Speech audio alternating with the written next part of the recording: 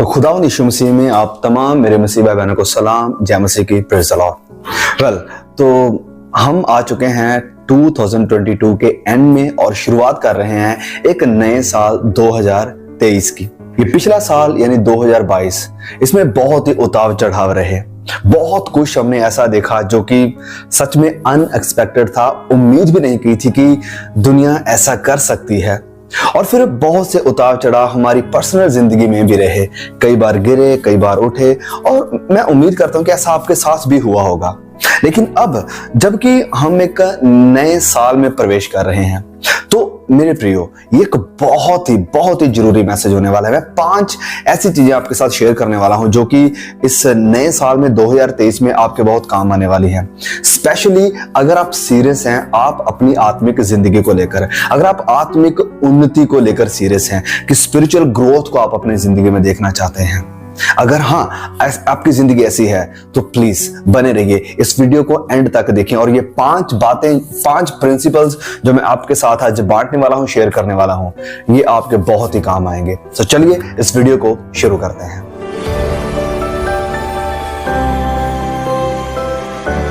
Now सबसे पहला point, सबसे पहली बात है मेक अ न्यू बिगिनिंग, कि एक नई शुरुआत करें।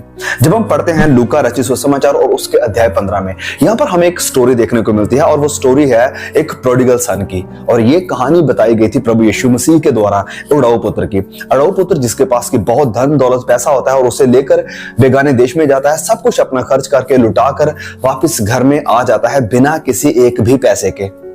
और हम यहां पर यह देखते हैं कि उसका पिता उसका आदर करता है, उसका वेलकम करता है, एक बढ़िया रिंग उसे डालता है, बढ़िया सी रोब उसे देता है और उसका वैसे ही स्वागत करता है कि जैसे उसने कुछ गलत किया ही ना हो। और मैं आपको आज बताना चाहता हूं कि आप मेरे भाई मेरी बहन, हम जबकि मसीही में हैं, हो सकता है इस 2022 में आपने भी इस उड़ाऊ पुत्र की तरह किया हो। आपने विश्वास का घात कर दिया हो, आपने परमेश्वर के साथ जो मोहब्बत थी उसका घात कर दिया हो। सब कुछ जो परमेश्वर ने आपको दिया, उसका अनुग्रह, उसका लहू, उसे लुटा दिया हो, उसे लताड़ा हो। बहुत कुछ ऐसा किया हो जो कि परमेश्वर को पसंद नहीं है। अपनी इच्छाओं के अकॉर्डिंग आप चले हो। लेकिन स्वर्गीय परमेश्वर जो कि हमारे पिता है, जिसे प्रभु यीशु ने कहा कि पिता कहकर बुलाओ, वो आज भी इसी तरह इस उड़ाऊ पुत्र के पिता की तरह बाहें फैलाकर आज भी आपका इंतजार कर रहे हैं कि वो आपको वैसे ट्रीट ना करें कि जैसे आपने बहुत कुछ उसके खिलाफ किया है। अगर आप उसके पास आते हैं, अगर आप वापस मुड़ आते हैं इस नए साल में, नए साल की शुरुआत में अगर आप वापस उसके पास आ जाते हैं, तो वो इस उड़ाऊ पुत्र की तरह दोबारा से आपको एक्सेप्ट करने के लिए, आपको एक नई रिंग देने के लिए, एक नई रोब यानी कि उसके पवित्रताई का जो झोला है वो देने के लिए तैयार है।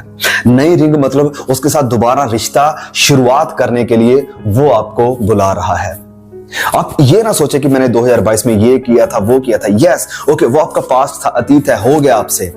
लेकिन सवाल मैं आपसे ये करना चाहता हूं कि क्या आज, अब साल 2022 के एंड में जब आप नए साल में प्रवेश कर रहे हैं, क्या आप उन सब गुनाहों से मुंह फेर के, तौबा करके, उन्हें पीछे छोड़कर प्रभु यीशु के पास आकर एक नई शुरुआत करने के लिए तैयार हैं?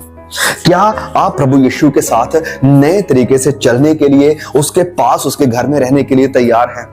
अगर हाँ, अगर आप ऐसे हैं तो प्रभु के लिए कोई मायने नहीं रखेगा कि आपने अपनी जिंदगी के साथ क्या किया है। प्रभु के लिए कोई मायने नहीं रखेगा कि 2022 में आपने अपनी जिंदगी कैसे गुजारी।